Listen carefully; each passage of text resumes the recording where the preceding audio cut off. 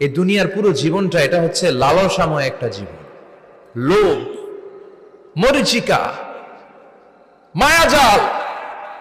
এই মায়াজালে আমরা আটকে আছি, ফলে মৃত্যুর কথা আমরা ভুলে গিয়েছি। পাগলের মতো ছুটছি, আরো টাকা লাগবে, আরো খ্যাতি লাগবে, আরো যশ লাগবে, আরো দাপট লাগবে। আমার এত টাকা দিয়ে কি হবে? এত সম্পদ দিয়ে কি হবে? এত ব্যস্ততা দিয়ে কি হবে তোমার? স্টপ, থামুন, অনেক হয়েছে। আন্না, থামুন, take a rest, take a breath and think about death. Think that you have to go back to your Lord.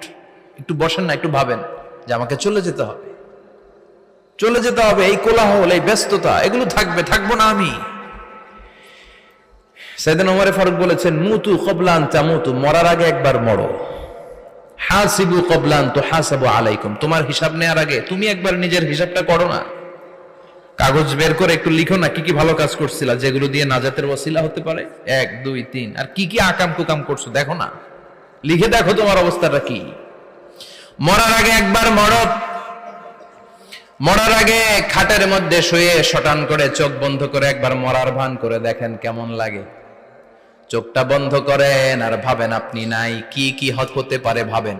আপনার ছেলে মেয়েরা কান্না জুড়ে দিবে, আপনার প্রাণের স্ত্রী বিলাপ শুরু করে দিবে, বন্ধু বান্ধবের চিৎকার আর মাতম, স্থানীয় এলাকার মসজিদে ঘোষণা, অমুক এলাকার নিবাসী অমুক ভাই অমুকের ছেলে অমুক দুনিয়ায় নাই। সব আত্মীয়রা চলে আসবে, ফেসবুকে স্ট্যাটাস দেয়া হবে, সবাই সবাইকে জানাবে বিকাল 4টায় অমুক হাই স্কুল ময়দানে আপনার জানাজা। ছুটে আসবে, সবাই ছুটে আসবে আপনাকে শেষ বিদায় দিতে, গুড বাই জানানোর জন্য, আল ওয়াদা, বিদায় জানাতে আসবে সবাই।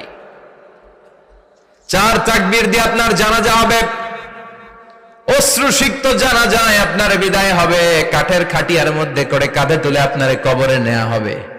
আগে থেকে খুঁড়ে রাখা কবরটার মধ্যে আপনারে বিছিয়ে দেয়া হবে। বাঁশের কচি দিয়ে তার উপরে মাটির চাপা দিয়ে সব চলে যাবে। ভাবেন না একবার চোখ বন্ধ করে, this is the circle of life, this is the nature of life. এটা সবার হবে, আমার হবে, আপনার হবে।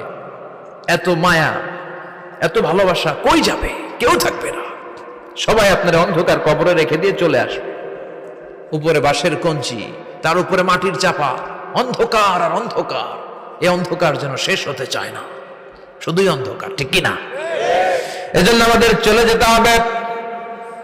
দাদা গেল, চাচা গেল, মামা গেল, আমাদেরকেও যেতে হবে, জোরে কোন ঠিক কিনা?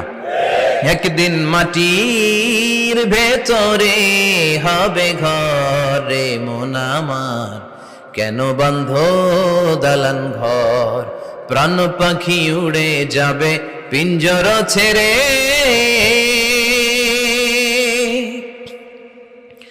ধরা ধামে সবই রবে, তুমি যাবে চলে।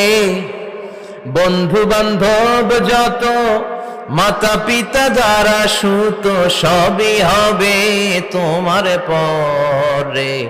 মন আমার কেন বন্ধ দালান ঘর, একদিন মাটির ভেতরে হবে ঘরে মন আমার, কেন বন্ধ দালান ঘর, ঠিক কিনা? সব করে থাকবে, চলে যেতে হবে আমাদেরকে।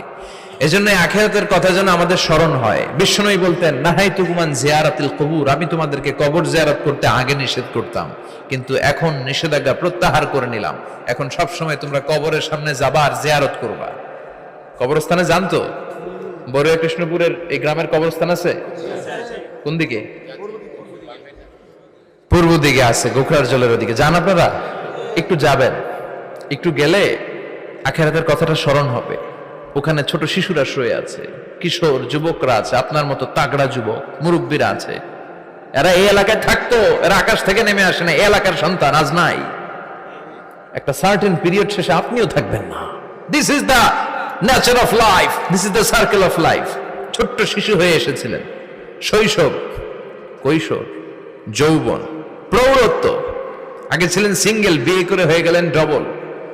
এরপরে আল্লাহ আপনাকে একটা মেয়ে দিল, এরপরে মেয়েকে বিয়ে দিয়ে শ্বশুর হলেন, এরপরে ওই মেয়ের ঘরে সন্তান হতে নানা হলেন। আর কতদিন? অনেক দিন হলো তো, অনেক লম্বা সময় পেয়েছেন আপনি। Think about death. এবার যাওয়ার কথা ভাবেন। আখিরাতের সামানের কথা ভাবেন, ফিরে যেতে হবে। কি শক্তিশালী যুবক, বার্ধক্য চলে আসলে লাঠি ছাড়া চলতে পারে না। কুচকুচে কালো দাড়ি সাদা হয়ে যায়, দাড়ির শুভ্রতা, বয়সের ভার, রং ধরা যৌবন জং ধরে শেষ, ঠিক কিনা? This is the circle of life. যুবক ভাইরা, এটাই জীবন, চলে যেতে হবে, কেউ থাকতে পারবে না, ঠিক কিনা? এটা রিমাইন্ডার আল্লাহ এই সূরার ভেতরে দিয়েছেন যে তোমাদেরকে ফিরে যেতে হবে, এই লোভ লালসা ছেড়ে দাও। রব্বুল আলামিন বলেন, আলহাকুমুত তাকাসুরু হাত্তা যুরতুমুল মাকাবির। ও গোলাম, দুনিয়ার সম্পদ, লোভ লালসা তোদেরকে পাগল বানিয়ে দিয়েছে। এই লোভ পাগলামি কোনোদিন তোদের থামবে না যতদিন না তোরা কবরে ঢুকবি, ঠিক কিনা? কার কথা?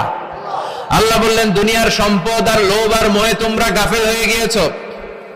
আখিরাতের কথা বেমালুম তোমরা ভুলে গিয়েছো, কিন্তু আখিরাতে তোমাদের যেতেই হবে, কবরের বাড়িতে তোমাদের ঢুকতেই হবে, ঠিক কিনা? যেতেই হবে, আমরা ভুলে যাই। আলহাকুমুত তাকাসুর, অতিরিক্ত পাওয়ার লোভ, বেশি বেশি খাওয়ার লোভ, বেশি বেশি জমানোর লোভ মানুষকে গাফেল বানিয়ে দিয়েছে। এটা মানুষের স্বভাব, আরো চাই আরো চাই, এই স্বভাবটা আছে না নাই? দেখবেন ছোট বাচ্চারা মসজিদের দোয়া অনুষ্ঠান শেষে জিলাপি দেয় না? বড়ে কৃষ্ণপুর কি দেয়? আগে বাতাসা দিত না, এখন কি দেয়? জিলাপি দেয়, মিষ্টি দেয়। তো মসজিদের 2-3 গেট থেকে যদি দেয়, ছোট বাচ্চারা দেখবেন এদিক দিয়ে কয়েকটা নিয়ে আবার ওই গেটে লাইন ধরে।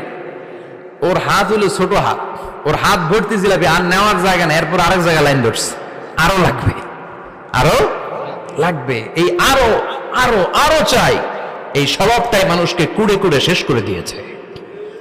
এত লাগবে কেন তোমার? চাহিদার কোনো শেষ নাই, unlimited demand of human being.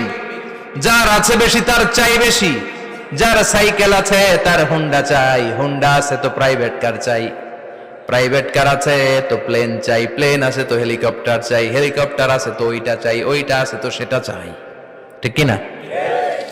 এলাকার মেম্বার যে হয়েছে চেয়ারম্যান হতে চায়, আছে না নাই? চেয়ারম্যান সাহেব এমপি হতে চায়, আছে না নাই? এমপি সাহেব মন্ত্রী হতে চায়, আছে না নাই? মন্ত্রী সাহেব প্রধানমন্ত্রী হতে চায়, আছে না নাই? কিন্তু এই দেশে সুযোগ নাই, কথা কন। এই দেশে প্রধানমন্ত্রী সিলেক্টেড, 2-3 জনের বাইরে কেউ প্রধানমন্ত্রী হতে পারবি না, ঠিক কিনা? আমার এই জীবনে তো আমি 2-3 জনই দেখলাম। বেগম খালেদা জিয়া, মাননীয় প্রধানমন্ত্রী শেখ হাসিনার ছোট্টবেলা দেখেছি এরশাদকে, আমরা তখন ছোট। তো মানুষের চাহিদার কোনো শেষ নাই, যার আছে বেশি তার চাই বেশি। এজন্য বিষ্ণু বলেছেন, উনজুরু ইলা মান হুয়া আসফালা মিন, তোমার চেয়ে যে খারাপ আছে ওর দিকে তাকাও। ওয়ালা তানজুর মান হুয়া আ'লা মিন, তোমার চেয়ে যে ভালো আছে ওর দিকে তাকায়ও না, তোমার চেয়ে যে খারাপ অবস্থানে আছে ওর দিকে তাকাও। অনেকে নিজের অবস্থান নিয়ে সুখী না, এরকম আছে না নাই? আল্লাহ আমার এটা দিল না রে, ওইটা দিল না রে, পাইলাম না রে, কিচ্ছু হয় না, কি করব জীবনে, হতাশ। আসলে আছে কিন্তু অনেক, কিন্তু শুকরিয়া নাই, ডাকাত, ঠিক কিনা? নিজের অবস্থান নিয়ে সুখী না, কিন্তু অনেক লোক আছে তারা আপনার অবস্থানে পৌঁছতে চায়। তাদের দিকে তাকিয়ে দেখেন, আপনি যে অবস্থানে আছেন এই অবস্থানে পৌঁছাটা অনেকের কাছে স্বপ্ন। তারা প্রতিনিয়ত সংগ্রাম আর স্ট্রাগল করে যাচ্ছে আপনার অবস্থানে পৌঁছতে, আর আপনি এটা নিয়ে সন্তুষ্ট না। শেখ সাদির নাম শুনেছেন? বালাগাল উলা কাশাফাত দুজা, এই কবিতাটার রচয়িতা ইরানের বিখ্যাত এক কবি। উনি একবার আর্থিক সমস্যার মধ্যে দিয়ে সময় কাটাচ্ছেন, টাকা নাই, পয়সা নাই, পায়ে দেওয়ার মতো জুতা নাই। উনি খুব দুঃখ পেলেন, হায় রে, আমি ইরানের এত বড় কবি, আমার পায়ে দেওয়ার মতো জুতা নাই। দুঃখ ভরা মন নিয়ে রাস্তায় হাঁটতে বেরোলেন। হাঁটতে হাঁটতে হঠাৎ দেখলেন একটা লোক শুয়ে শুয়ে কাঁদছে, ওই লোকটার 2টা পাই নাই, পাই নাই। উনি সেজদায় পড়ে গেলেন, আল্লাহর কাছে ক্ষমা চাইলেন, আল্লাহ অনেক দিয়েছো, শুকর আলহামদুলিল্লাহ। এজন্য যেই পরিস্থিতিতেই থাকি না কেন আমরা কি পড়বো? জোরে বলেন, কি পড়বো? এজন্য কানাতু মিনাল ইসলাম, অল্পে তুষ্ট থাকার নাম হলো ইসলাম। সম্পদ লাগবে কিন্তু সম্পদের পাহাড় লাগবে না, ঠিক কিনা? অল্প খান, অল্প পড়েন, অল্প জামান, অল্পের ভেতরে বরকত ঢুকায়া দিছে কে? দেখবেন যাদের সম্পদ অল্প তারা সুখী বেশি। জরিপে এটা দেখা গিয়েছে, অনেক সার্ভেতে এটা এসেছে, যারা সম্পদশালী এরা দুঃখী বেশি। এদের দুঃখ বেশি, টেনশন বেশি, খুব স্বাভাবিক। টাকা যার বেশি, রোগ তার বেশি। টাকা যার বেশি, টেনশন তার বেশি। টাকা যার বেশি, ঘরে শান্তি তার কম। আছে না নাই? ঘরের ভিতরে অশান্তি, ছেলে কথা শোনে না, ছেলে টানে গাঞ্জা, মেয়ে করে পরকিয়া। আছে না নাই? স্ত্রী কথা শোনে না, ভালোবাসা নাই, ঘরটা জাহান্নামের টুকরা। রোগ বালাই, এক একটা হসপিটাল বিল পরিশোধ করতে মাসে 5 লাখ 10 লাখ। আছে না নাই? কিছু খেতে পারে না, ডাক্তার একেবারে ডায়েট মেনু বেঁধে দিয়েছে। Diet, very diet menu. এটা এটা এটা এটা কিছুই খাবেন না, শুধু গরু খাবেন না, খাসি খাবেন না, চিংড়ি খাবেন না, খালি ঘাস খাবেন। ইচ্ছে মতো ঘাস খাবেন, মানে ঘাস জাতীয় যত আইটেম আছে সব খাবেন। শাক খাবেন, সবজি খাবেন, সালাদ খাবেন। গরু, চিংড়ি, মুরগি, গোশত, ইলিশ কিছু খেতে পারে না। তাহলে রোগ বেশি, খাওয়ার মজা নাই, ঘরে সাংসারিক শান্তি নাই, খালি ব্যারাম আর ব্যারাম। ঠিক কিনা? কিন্তু সম্পদের পাহাড় ঘটেছে। আর অল্প যারা খায়, অল্প পড়ে, রিক্সাওয়ালা, কুলিওয়ালা, অল্প বেতনের চাকরি, কিন্তু হক হালালি মেনে চলে, দেখবেন শান্তি আছে অনেক। হ্যাঁ, বাসা ভাড়া দেয়, ফ্যামিলি চালায়, বাচ্চাদের স্কুল বিল, এরপরও মাস শেষে 1-2 হাজার টাকা হাতে থেকে যায়। আর ওর প্রতি মাসে 10 কোটি টাকা ইনকাম, তারপরও ব্যাংকের ঋণ আছে না নাই? সুখ কারে বলে? কিভাবে আপনি সুখকে ডিফাইন করবেন? সুখ তো টাকায় কিনা যায় না। শান্তি টাকা দিয়ে হয় না, শান্তি দেওয়ার মালিক কে? শান্তি আছে অল্প খেয়ে শুকর করার মধ্যে, শান্তি আছে আলহামদুলিল্লাহর মধ্যে। চিল্লায় বলেন ঠিক কিনা? এজন্য অল্প খাবো, অল্প পড়বো, অল্প জামাবো, অল্পের ভেতরে বরকত দিয়েছে কে? দেখেন, ধনী ভাইরা খেতে পারে না, কিন্তু রিক্সাওয়ালার কি সমস্যা হয়? রিক্সাওয়ালারা সব খেতে পারে। কুলিওয়ালা, দিন মজুর, এরা একেবারে স্লিম, সুঠাম দেহি, মেদহীন পেট, পেটে কোনো মেদ নাই, ভুড়ি নাই। আর কোটিপতিদের মেদ আছে না নাই? এত বড় বড় পেট। ঠিক কিনা? আমাদেরও পেট আছে, তবে হালাল পেট। এটা হারাম টাকা দিয়ে এই ভুড়ি বানাই নাই আমরা। চিল্লায় বলেন ঠিক কিনা? রিক্সাওয়ালা, কুলিওয়ালা নিজেও নামাজ পড়ে, বউ নামাজ পড়ে, বাচ্চাটাও নামাজ পড়ে, রিক্সা চালায় আর জিকির করে লা ইলাহা